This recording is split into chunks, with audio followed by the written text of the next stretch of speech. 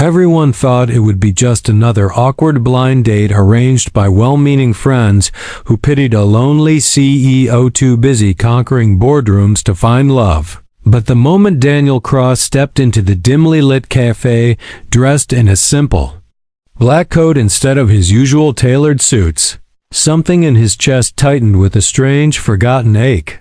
Because sitting at the corner table wasn't a glamorous socialite or polished executive woman, but a tired young mother nervously smoothing the sleeves of a faded sweater, her eyes alert yet guarded, hands roughened by work. And when she looked up and met his gaze, the world seemed to tilt as recognition slammed into him like a forgotten melody suddenly remembered. For this was Lily Monroe, the girl who once shared his lunch under the old oak tree, the girl who bandaged his scraped knees, the girl who promised him forever when they were children and too poor to know what promises really cost. Lily froze, color draining from her face, her breath hitching as if she'd seen a ghost. And for a moment neither spoke, the silence stretching painfully between them, filled with unasked questions and buried memories, until Daniel finally managed a soft, disbelieving whisper of her name, and she answered with a fragile smile that barely reached her eyes, as though she'd already braced herself for disappointment.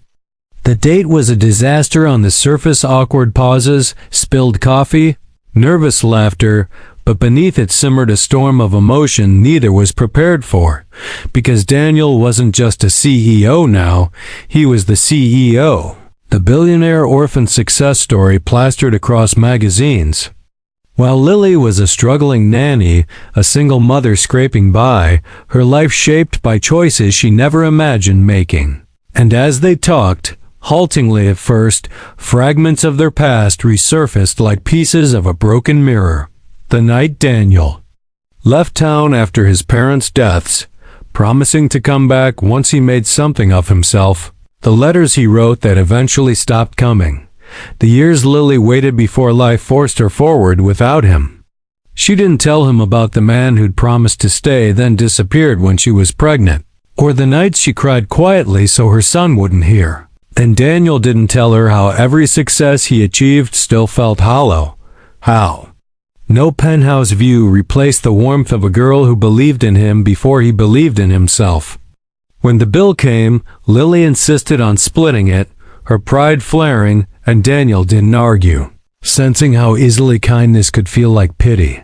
And when they parted outside, rain beginning to fall, they exchanged polite goodbyes that fooled no one, especially not themselves. Daniel went home haunted by the image of Lily's tired smile, while Lily walked back to her tiny apartment, heart aching with memories she thought she'd buried, convinced that some people were meant to pass through your life twice only to remind you of what you lost. Days later, fate intervened again when Daniel visited his sister's home and heard laughter drifting from the kitchen, his sister's nanny laughing with a small boy. And when Lily stepped into view, her face flushed with surprise, Daniel noticed the way the child ran to her, clinging with complete trust, and something deep inside him shifted. That evening, after the child was asleep, Lily finally told him the truth in a trembling voice about being abandoned, about choosing survival over dreams, about loving fiercely even when life punished her for it, and Daniel listened without interrupting, shame flooding him as he realized how different their paths had been despite starting from the same place. Over the following weeks, Daniel found excuses to see her not as a CEO, but as the boy who once needed her, and Lily fought her growing feelings, afraid of hope, afraid of disparity, afraid of being hurt again. But Daniel proved himself in quiet ways, fixing broken things without asking credit, showing up when her son was sick, sitting on the floor to play toy cars as if time had rewound.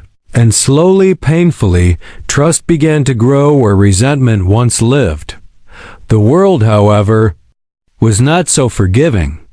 Rumors spread, headlines mocked the billionaire's charity romance. Lily overheard whispers questioning her intentions. and old insecurities clawed their way back until one night she tried to end things, believing she was saving them. Both, only for Daniel to finally break, confessing that every empire he built was an attempt to outrun the emptiness of losing her. That success meant nothing without someone who knew him before the money, before the armor. When Lily's son called Daniel Dad by accident weeks later, the room fell silent, Lily's eyes filling with fear, but Daniel knelt and gently told the boy that families weren't about blood or wealth, but about showing up every day. And in that moment Lily realized love wasn't the absence of pain, it was the courage to face it together. The final test came when Lily was offered a better job far away, a chance at stability without judgment, and Daniel, despite his power, told her he would let her go if it meant her happiness. And that was when she knew she didn't need to run anymore, because real love didn't trap and freed. They chose each other not as a fairy tale, but as two imperfect souls who had already survived the worst, and years later, when Daniel stood on a modest stage at a charity event and told a crowd that the greatest investment of his life was believing. In Second Chances, Lily watched from the front row, holding his hand, knowing that blind date disasters sometimes become destiny in disguise.